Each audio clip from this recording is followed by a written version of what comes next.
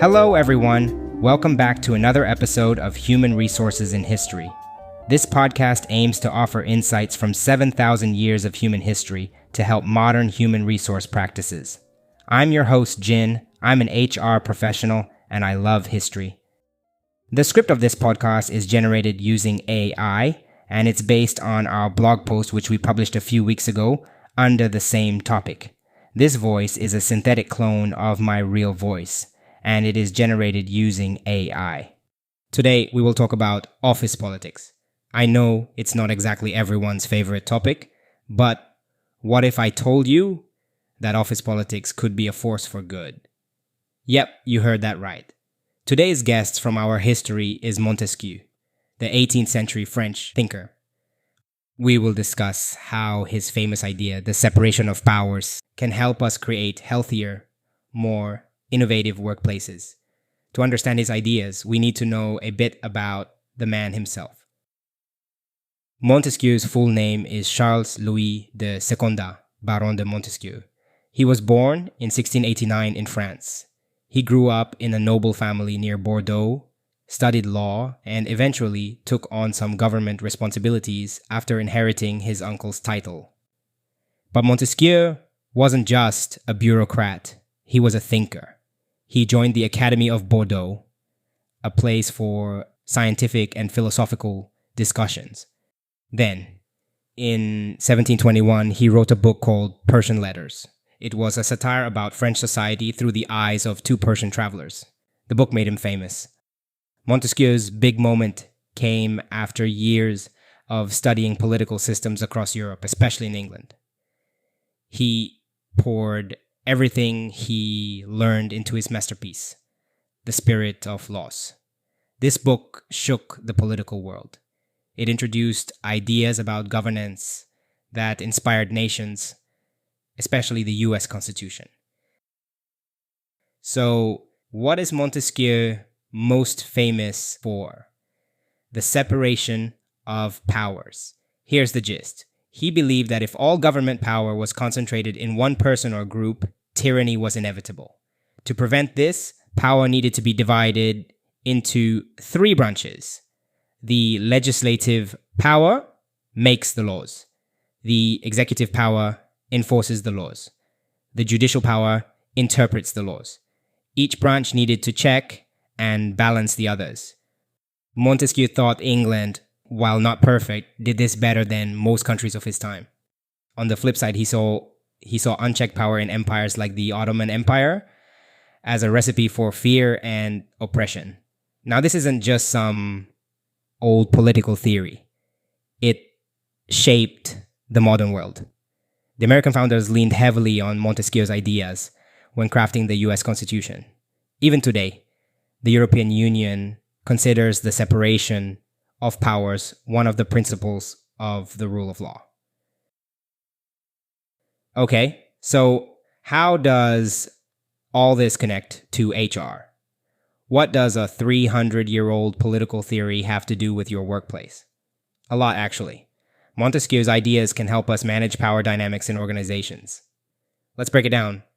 In organizations, unchecked power can lead to problems, just like in governments. That's why we need governance structures, things like ethics committees, internal audits, or diverse boards of directors. For example, let's say your company is making a big IT investment. An IT governance board could ensure that decisions consider not just revenue, but also ethical and environmental impacts. By involving people from ethics teams, sustainability, and business, you get a more balanced decision-making process. Next, let's talk about an equitable power in talent decisions. Remember our earlier blog post about the investiture controversy? It taught us that HR and business leaders need to share power when it comes to talent decisions. HR shouldn't just block business leaders' ideas, but business leaders also shouldn't bypass HR's expertise. Together, they can create fairer hiring processes, better performance evaluations, and more thoughtful mobility decisions. This shared approach reduces favoritism and bias, making the workplace more meritocratic. Let me also touch upon how to promote organizational health at the team level. Power imbalances within teams can hurt morale and stifle innovation. Here's where Montesquieu's lessons really shine. A few ideas to avoid unhealthy dynamics. The first idea is to use 360-degree leadership surveys. These help leaders see how their team perceives their management style. Another idea is to encourage feedback culture. Managers should actively ask for feedback, not just in vague terms, but about specific actions. For instance, instead of asking, "Do you have feedback?" try, "How could I have handled that last meeting better?" Once managers know where they can improve, they should empower their team members. For example, if a manager needs to learn more about data literacy, they could ask a data-savvy team member to mentor them. This builds trust and redistributes authority. But big caution here, don't rely on the same person for everything. You don't want to unintentionally create a new power imbalance within the team. Of course, separation of powers isn't about splitting everyone into silos. If committees or departments don't align with your organization's core values, it's going to be chaos. Imagine a legal committee that blocks everything your company tries to do.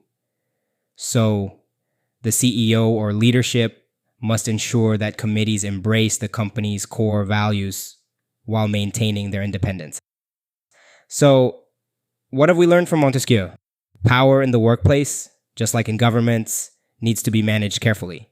Separation of power fosters liberty, prevents tyranny, and encourages innovation. But here's the thing. Politics isn't about dominating others. It's about managing power so everyone feels empowered. Whether you're an HR leader or a team manager, you have the responsibility to ensure fair and balanced dynamics in your organization.